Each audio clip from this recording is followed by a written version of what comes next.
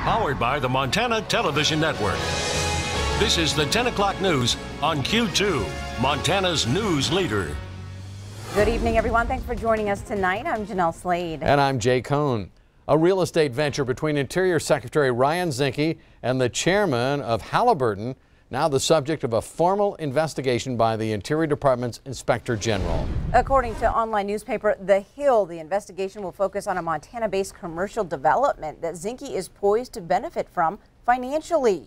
The investigation centers on a real estate deal involving Zinke, his wife Lola, and his daughter, and Halliburton chairman David Lazar in Zinke's hometown of Whitefish.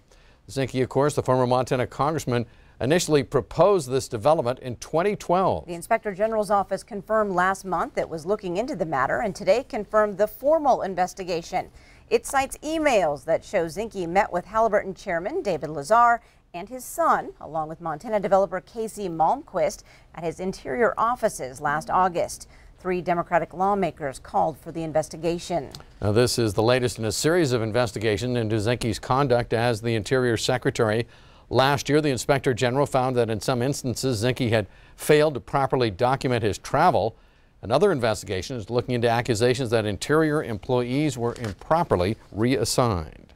After much back and forth the past few days, President Trump said today for the first time he holds Russian President Vladimir Putin personally responsible for Russia meddling in the election. That statement he made during an exclusive interview today with CBS anchor Jeff Glor.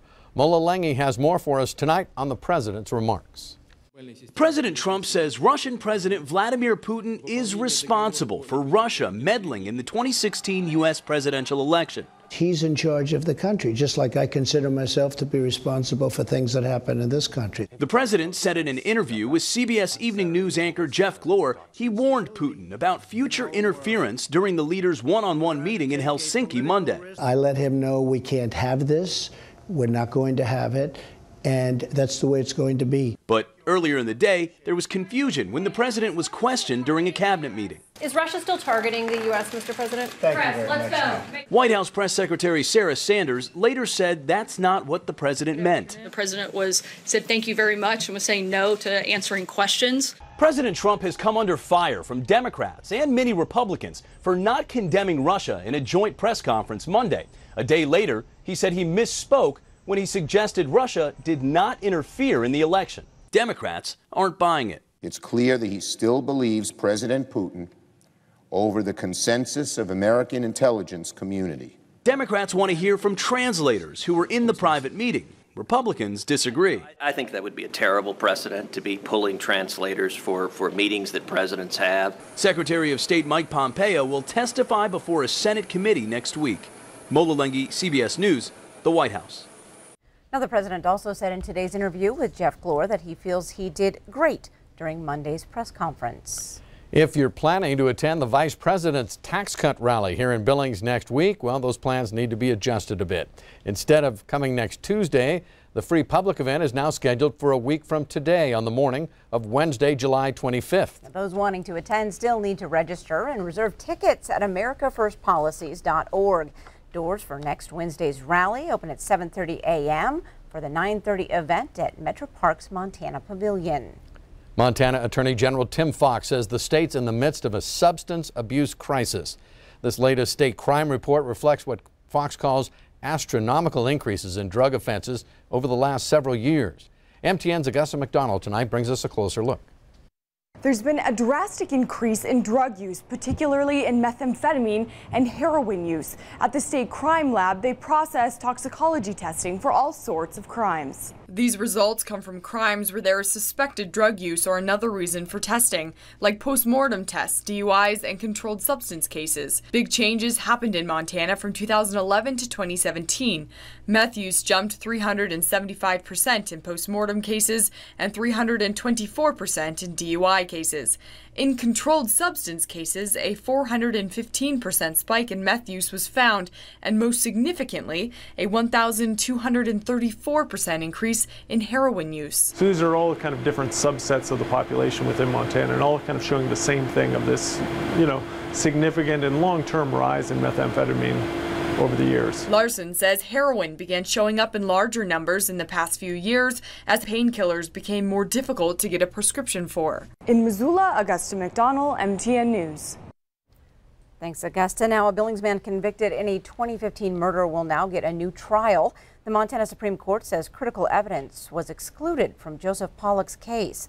Pollock is serving an 80-year prison sentence for shooting and killing Richard Hofferber in a Billings Heights trailer park.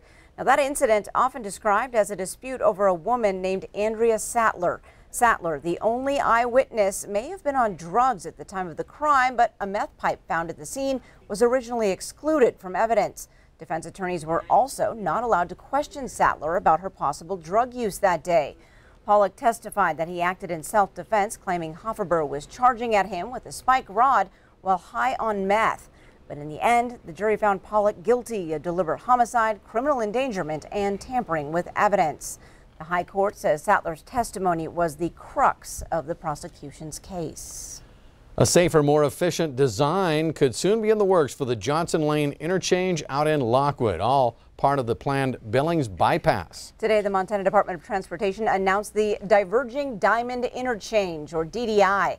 The state says this design will work best where Johnson Lane connects with Interstate 90. More than 80 such interchanges are now in use across the country, but this will be the first one in Montana. It really allows them to control that traffic so people can move through in an efficient and quick manner. It looks a little bit confusing. The traffic patterns actually cross, but to the average driver in their car, it'll look just similar to any other traffic light intersection. Approximately 40 years out is what they designed for. It kind of comes with a little bit of a crystal ball of determining what kind of growth we're going to see in Lockwood and Billings, and I think we're going to see a lot of it. And I think this will be a great solution to help supplement that growth. And the new interchange is slated for construction in about 5 or 6 years, depending on funding. Construction on other phases of the Billings bypass between Lockwood and Highways 87 and 312 will be built prior to that Diverging Diamond interchange. Turning to weather, Bob, it won't be nearly as bad as the West Coast, but we are about to see our own heat streak right here in Montana. I'm afraid you're right. And of course, we're the mid-third week of July. We're supposed to get hot, but look at how hot it got in Texas today. This is the actual high temperature, 106 degrees. The heat indices in there and up around Oklahoma City by Friday are supposed to be in the 115-ish range. That's a lot. Meanwhile, let's move out and show you what else it is. It's over there in Las Vegas, 108 degrees, 103 at Phoenix. Of course, here in Billings, we got to 95. Same thing at Denver's 97 in Salt Lake City. What about tomorrow? Well, temps are going up. 108 in Dallas. It'll be 101 in Wichita. And look at Billings. We'll cool down a little bit, 90 degrees. You got a little weak cold front moving through. We'll have more of that. But look at Salt Lake City also going up to 100 degrees tomorrow. We'll have more in the rest of our forecast in a few more minutes. All right. Thanks so much, Bob. Now to a place that's not so hot. Granite Peak in the Beartooth Mountain Range is the tallest peak in Montana, which put it on the radar for mountain climber Colin O'Brady. O'Brady set out to summit the nearly 13,000-foot mountain as part of his run at a world record. Q2's Samantha Harrelson shows us. 22 days, 50 of the highest peaks in the United States. That's the goal of Colin O'Brady. On Monday, he crossed off number 48, summiting Granite Peak, the tallest natural peak in the state of Montana. Getting there. 9 hours later. O'Brady, along with Missoula native John Wicks, the drummer of Fits and the Tantrums, started their 15-hour journey around 3 a.m. on Monday, reaching the top as afternoon storms began to rumble in the distance. We're on the summit of Granite. I'm not gonna lie, I'm freaking scared right now. We're at the top, number 48 done. We're gonna take 2 pictures and get down. Good climbing, man, but it's not looking good. The ultimate goal? To beat the world record for reaching the highest peaks in each of the 50 states while encouraging others to get outside. It's amazing to tell them stories about the North Pole and the South Pole and the summit of Mount Everest, but what way would it be to role model that and to say, hey, I'm coming through everyone's home state to climb something, to shine a beautiful light on the public lands, health, wellness, nutrition, getting outside, and that was really my inspiration for this project. Samantha Harrelson, MTN News. Quite the view from up there, huh? Now, O'Brady took on Washington's Mount Rainier today and plans to finish out his world record month of climbing with an ascent of Mount Hood in Oregon tomorrow. Coming up on tonight's 10 o'clock news, Google might have to do some self-searching to find a way out of its latest fine of $5 billion. Plus, meet a boy whose future has a straighter path thanks to efforts by the Shriners. And later in sports, motorcycle hill climbers are a week away from the Granddaddy here in Billings. Scott zeroes in on your Great American Championship. You're watching MTN News with Jay Cohn and Jeanelle Slade. Storm Tracker weather with Bob McGuire. And sports with Scott Green. This is the 10 o'clock news on Q2, Montana's news leader.